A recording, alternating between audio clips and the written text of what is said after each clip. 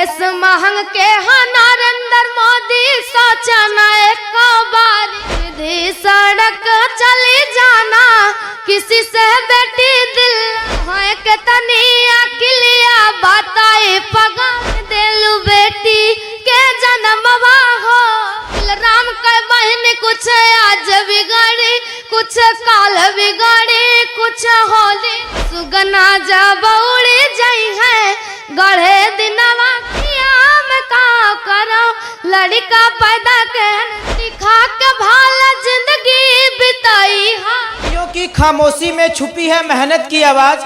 आज हमारे साथ मौजूद हैं अवधी के मशहूर सिंगर सनी, जो कि महज 13 साल का बच्चा है। अगर आप इनके गाने को सुनेंगे तो आप आश्चर्य रह जाएंगे, आखिर 13 साल में इतनी अच्छी आवाज, क्या बात है। आप मेरे चैनल पे सनी मिश्रा को कई बार देखे होंगे, लेकिन अब जो सिलेंडर को लेकर और जो यूजीसी का मामला चल रहा था उस पर सनी ने एक बहुत बेहतरीन गाना याद किया है और आप लोगों को सुनाएंगे तो आप सुनते ही रह जाएंगे। सनी स्वागत है। बहुत बहुत धन्यवाद भैया के चैनल पे आप लोगों को स्वागत है। और आज मैं सनी मिश्रा सुल्तानपुर आप लोगों को अवधी गीत सुनाऊंगा, ढेर सारे गीत ऐसे सुनाऊंगा, यूजीसी पे सुनाऊंगा और गैस सिलेंडर बहुत महंगा हो गया उस पे सुनाऊंगा, पढ़ाई लिखाई पे सुनाऊंगा। भैया आज भैया यो ध्यान दे, मैचिंग है, बवाला ही हो बा।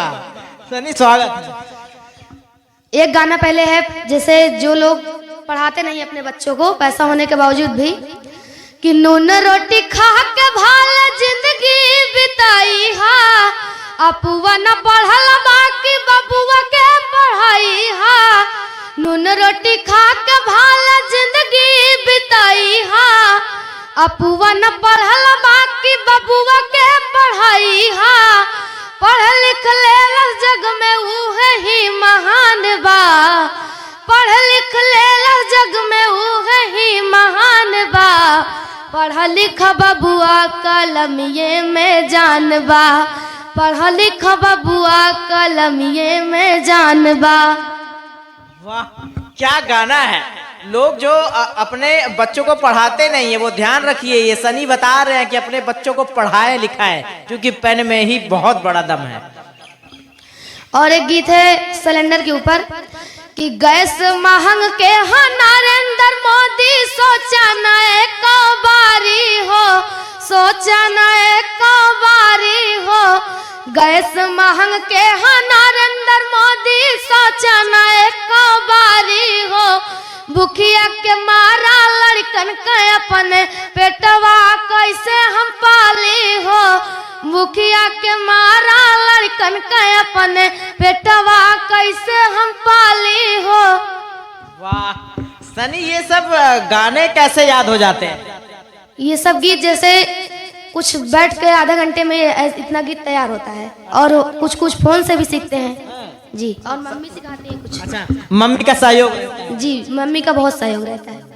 फिर और क्या आपके पास गाने हैं? उसके बाद एक यूजीसी को लेकर है, यूजीसी वाला पहले नहीं, पहले एक अवधी गीत है, पहले अवधी का शुरुआत कर दे कि करी हई पिराई, करी हई पिराई मोर बारे पिया, कि अरे कहतू त मोर धन माई बलौती, अरे नहीं पिया नहीं नहीं पिया, ओ तो भैया भतीज गरिया वही पिया, अरे नहीं पिया नहीं नहीं पिया, ओ तो भैया भतीज गरिया वही पिया। सनी, यूजीसी के मामले को लेकर लोग बड़ा बवाल हुआ था। जी जी, तो यूजीसी बीजेपी कलय डूबी, यूजीसी बीजेपी कलय डूबी, यूजीसी बीजेपी कलय डूबी, यूजीसी बीजेपी कलय डूबी, अरे जही डारे बैठे वही डारे काटे, जही डारे बैठे वही डारे काटे, मोदी जी लोगवन का आपस में बांटे, मोदी जी लोगवन का आपस में बांटे, अपहरा मुखौटा बड़ी खूबी, यूजीसी बीजेपी कलय डूबी। क्या बात है भाई सनी, ये कैसे यूजीसी को लेकर कैसे गाना बना लिए? ये यूजीसी को लेकर हम एक एक लाइन करके बनाए, पहले बहुत चर्चित था ये, इसलिए एक एक लाइन करके बनाए तो ये गीत बन गया। कि जवन मांगन मांगे उन्ना दोह मांगे दिला खोल के, जवन मांगन मांगे उन्ना दोह मांगे दिला खोल के, कुल भैयन में भैया मांगे हमरा सैया छोड़ के, कुल भैयन में भैया मांगे हमरा सैया छोड़ के, जब तू लेबू हमरा सैया दे बटंगिया तोड़ के, जवन मांगन मांगे उन्ना दोह मांगे दिला खोल के। सनी इस गाने में भाव क्या है, क्या कहा जा रहा है? इस गाने में जैसे एक पत्नी, मतलब एक पति की पत्नी बोल रही है कि अपने ननद से कि मतलब हमसे तुम जो मांगोगी वो दूंगी मैं तुमको, लेकिन अगर उसके बदले मेरे पति को आप मांगना चाहोगी तो मैं आपकी टांग तोड़ दूंगी। क्या गजब। इसके बाद एक गारी गीत है।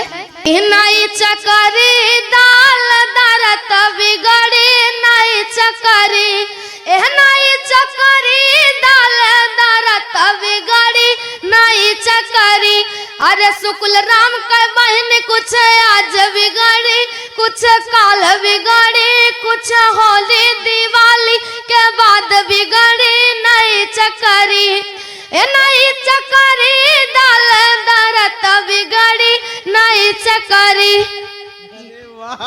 सनी ये गाना ना जब मेरे आप चैनल पे ये गाना मैं रील डाला हूँ तो लोग पता क्या कह रहे हैं, लोग गजब गजब कमेंट तुम्हें कर रहे हैं जी। उसके बाद एक और अवधि गीत है, एक माँ बाप के लिए गीत है।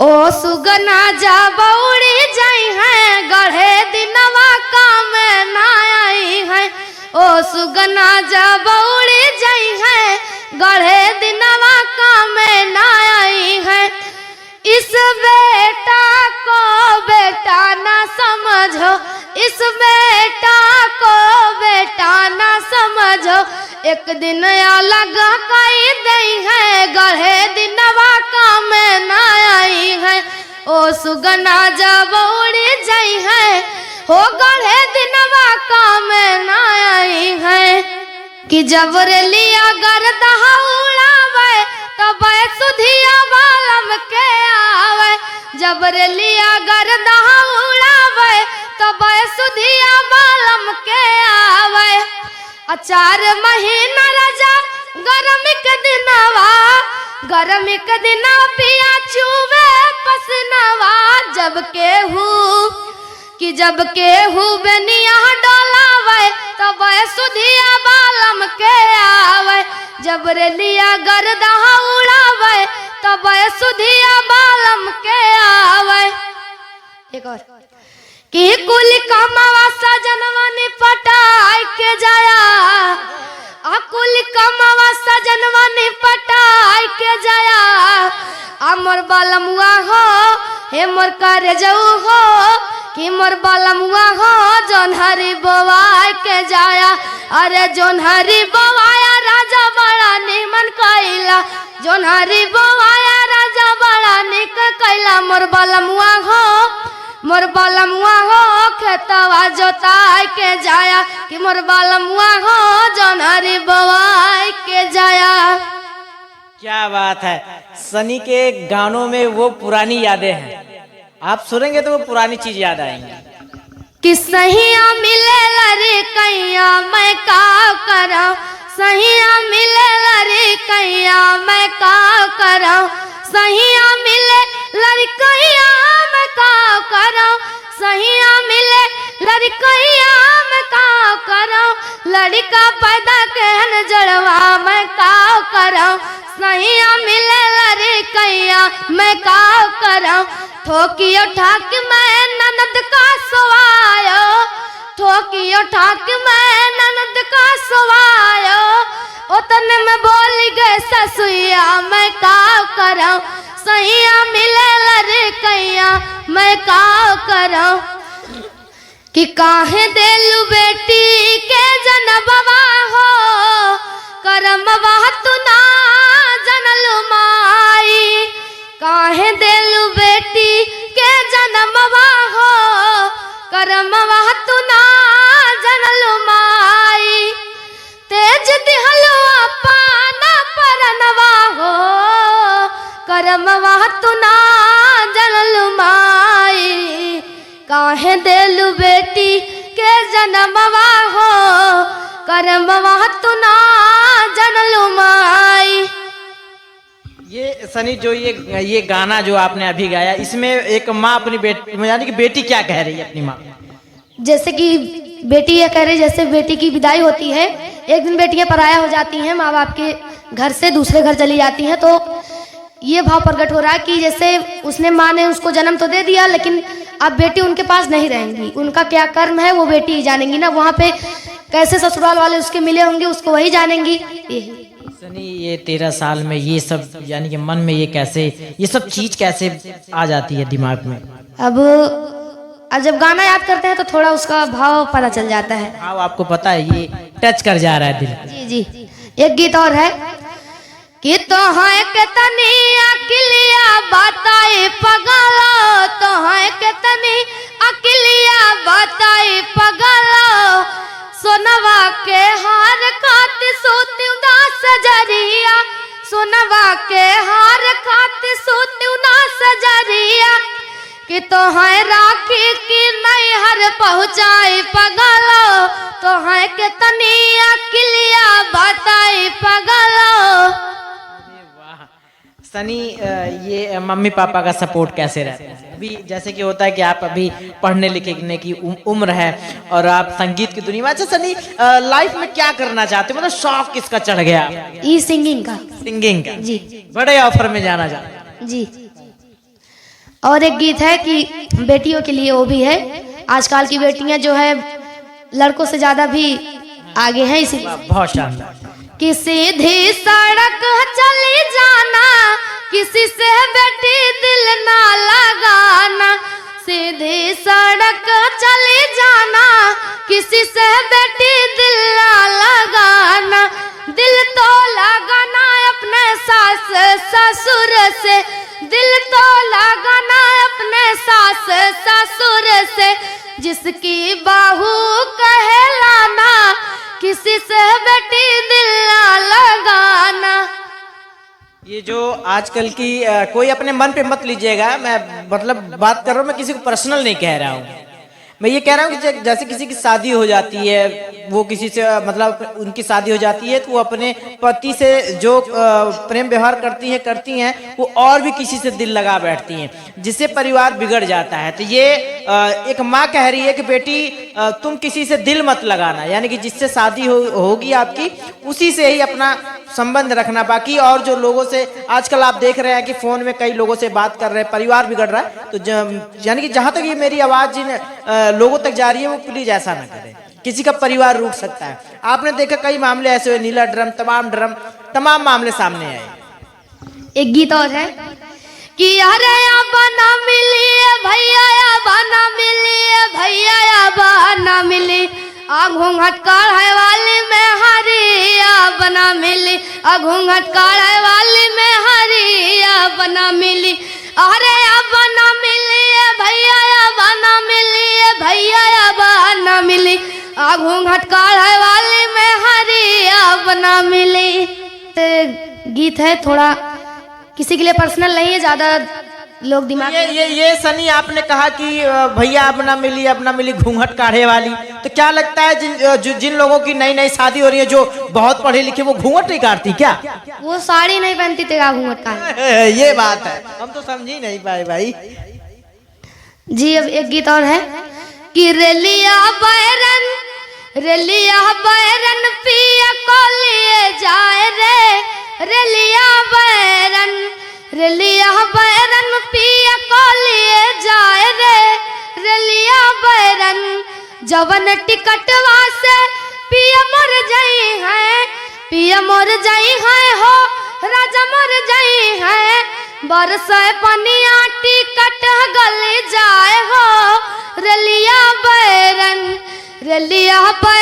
पिया को लिए जाए रे, रेलिया बैरन। वाह क्या बात है।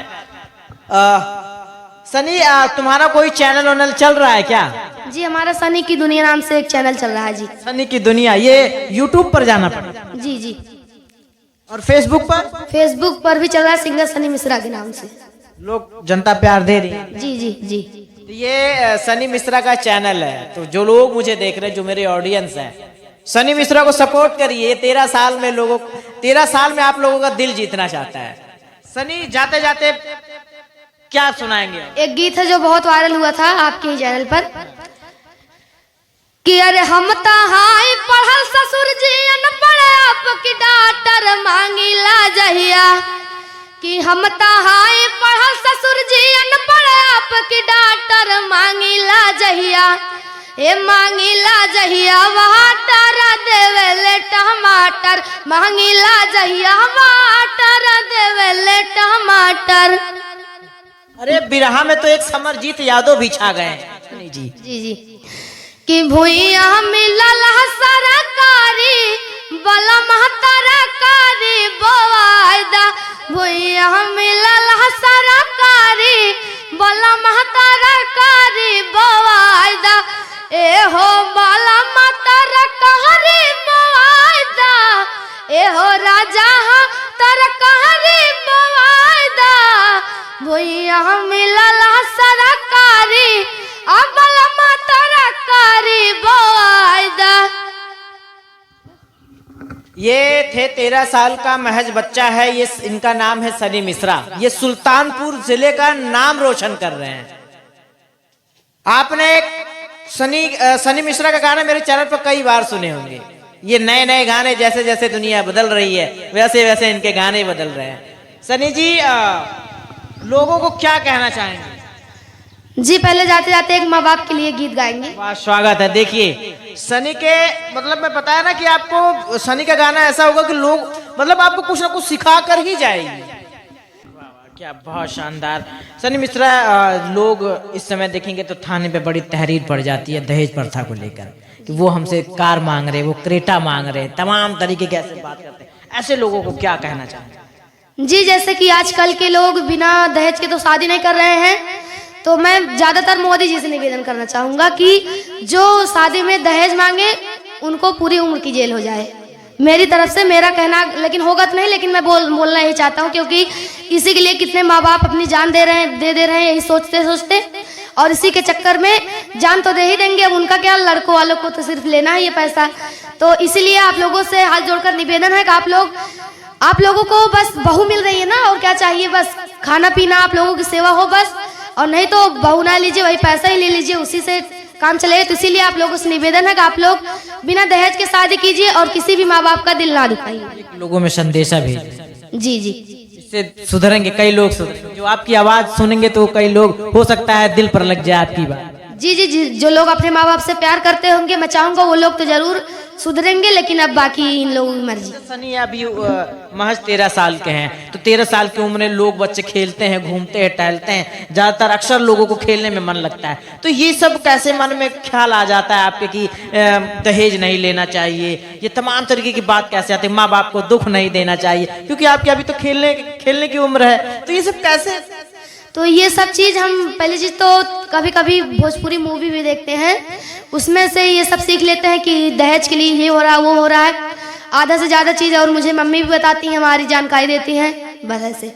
तो दहेज के लिए एक गाना लोगों को सुना दीजिए। जी, कि रोई रोई बेटी काहे आंसू भरना नवा, अहम का भुलाना पापा दई के कन्यादानवा। ये तो कन्यादान गीत है, अब इसी पे दहेज गीत है कि आएगा मोदी जमाना, आएगा मोदी जमाना, तिलक समधि जम के चढ़ाना, आएगा मोदी जमाना, तिलक समधि जम के चढ़ाना, कागज के नोटिया के कदरो नहीं है, कागज के नोटिया के कदरो नहीं है, चांदी का सिक्का चढ़ाना, तिलक समधि जम के चढ़ाना, आएगा मोदी जमाना, तिलक समधि जम के चढ़ाना।